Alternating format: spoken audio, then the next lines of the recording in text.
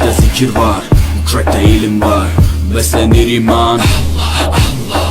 Her yer ihtilaf, şer ve istila, bence bir liman, Allah Allah.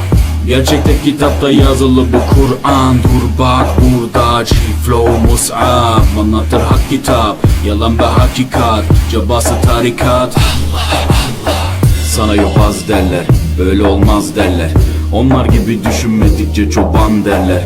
Biz Müslümanız, düşüncemiz hüsnü zandır. Bak istediğin güçle saldır, biz Rabbe müptelayız. İşimde Allah, dilimde Allah, zikrimde Allah, fikrimde Allah, aklımda Allah, aşkımda Allah, aslımda Allah, kanımda Allah. Hasbi Rabbi Cellallah, ma fi kalbi gayrullah.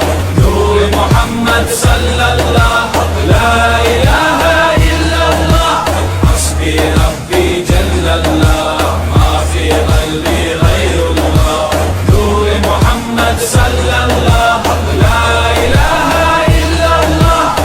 Bu benden bir davet, nefse ikamet, hem de tek çare Allah Allah. Bu hayat imtihan, şeytandan intikam, sayısız iltifat Allah Allah. Güvendiğin dağlara kar yağar bak ancak Allah asla seni satmaz.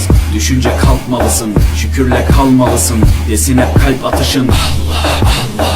Günahla esti yerler, daha gençsin derler.